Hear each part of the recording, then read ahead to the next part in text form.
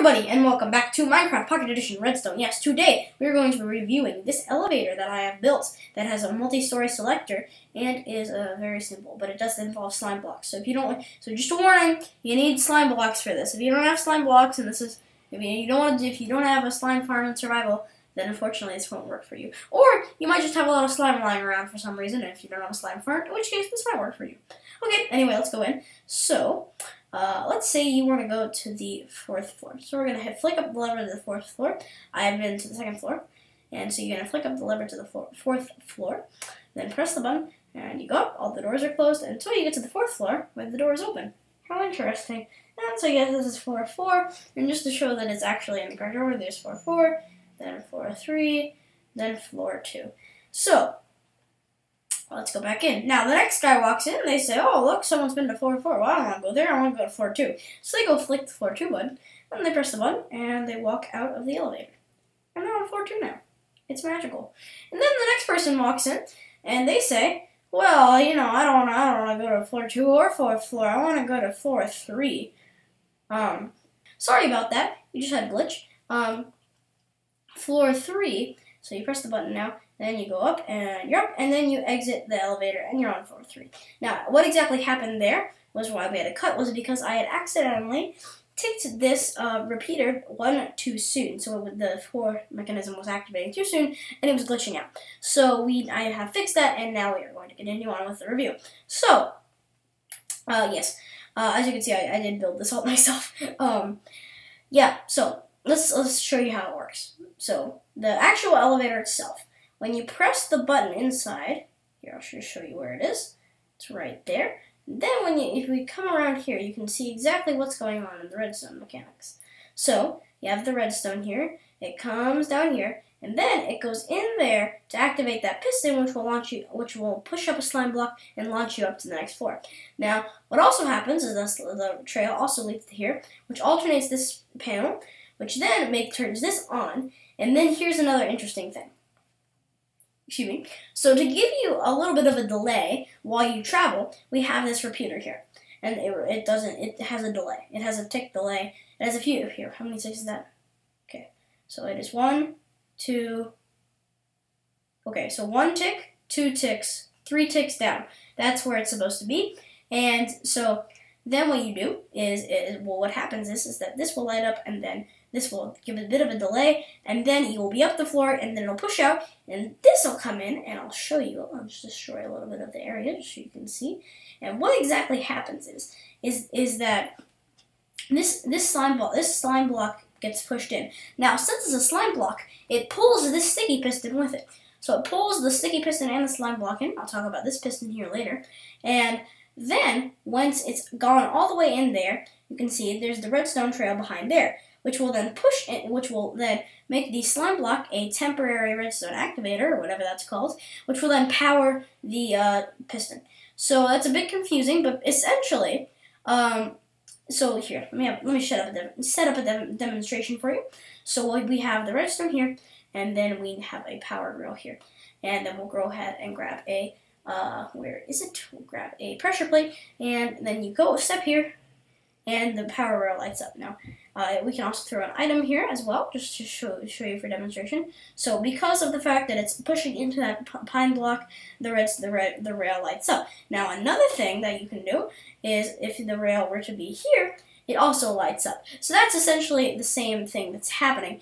The redstone is traveling along, and then it is going in, and it also works if there is a block above that, which would be the slime block in this case. So you can see then the redstone power is still being powered. So yeah, that works. And so that's essentially the same thing that's happened there, except the quartz block is a slime block, and the power rail is the piston. And so it actually activates the slime block, which pushes the slime block upwards, which then makes you go farther and farther along. Now, you do the same thing over and over again, and we just have some delaying mechanisms here, and, excuse me, sorry. So when this then activates, and this is basically just to have a little skip because it was an odd number of blocks and it doesn't quite work out perfectly. And then you have the delay, of course, and another delay here, for this whole mechanism down here to activate, and then this delay here just for your traveling time. So yes, that is how it then works. And so now you're on floor 3. But what if you wanted to go to floor 2 and you didn't want this to fire? So what would happen is you just click the floor 2 button. You'll see exactly what I mean. So this doesn't get lit up, and that means this piston retracts. And because the fact that the slime block the slime block just doesn't move because the sticky piston doesn't pull it with it. So the sticky piston is retracted, and then when this whole thing gets activated, it just pushes that out there, and this piston has nothing to power it, so it doesn't get lit up. And this slime block has nothing to push it upward, so it doesn't go up. So it just sits out there for a second, which gives you enough time to walk out the door and onto floor 2. So yes, that's essentially how it works. In this, I've created the same mechanism for all the floors, except for the 4th floor. If we go up to the 4th floor, the 4th floor the only thing it does is it's just the top floor. It doesn't need to be the 4th floor. If you have 5 floors, the 5th floor would have this. I'm sorry. And so then, yeah, I have the same mechanism here just for the delaying mechanics, and then it just sticks out a quartz block. You can see it's not in the wall there, there's no slime, because it's actually pushes out a quartz block, and then that gives you the opportunity to walk on to the platform here. Now, you might think it would look a lot better if we had a stone button here. Well, this actually, the fact that we have a wooden button there actually makes the whole thing longer, because the whole thing more easy for the passenger. And because if you didn't know, a wooden button actually stays activated longer than a stone button. So, when you activate the wooden button, you actually have longer to go, and you have longer redstone signals. And what that does is, since you have a longer redstone signal, longer time for the piston to be activated for you to stand on to walk out. So it would be actually harder for the passenger to have a stone button. So we just have to sacrifice that little cosmetic detail just so we can have easier to use mechanics. And if you like the wooden button, then great, because that's what you should really use.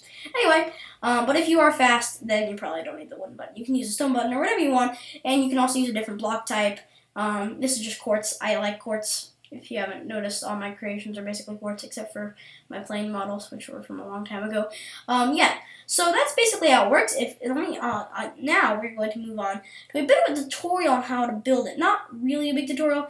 It's just sort of showing you all the little details. Now, I think I've kind of demonstrated how it works throughout the video, but I'm going to give you a sort of slow view of the whole thing, just so you can kind of see exactly what's going on here. Okay, then here, got this coming out, piston, you can see that there, and then the piston out here, then this whole mechanism, then these, okay. Oh, and another thing, when this actually gets activated, not only does it retract this piston, but it also does an inversion to open the door. That's another thing it does. Okay, now we're going to continue on. Here. Alright. You can see all of the things. Yes. Oh, and another thing, on this floor, I actually just used the redstone torch below it, so I didn't have to do an inversion, but you can do it whatever way you want. Okay, and yeah, so if you do need any more clarification, I can provide you with some screenshots. If you do comment, I might do another video and just be like, okay, so here's some more pictures that someone requested or something, I don't know. Anyway, yes, thank you guys so much for watching. I hope you have enjoyed this little show off and slight tutorial. If you did, then please do give a like so more people can see it, and please do subscribe if you want to see more redstone or anything, or any of the other series on my channel. And as usual, at the end of every single episode I ever make of any series on my channel, I've been saying way too much, and goodbye.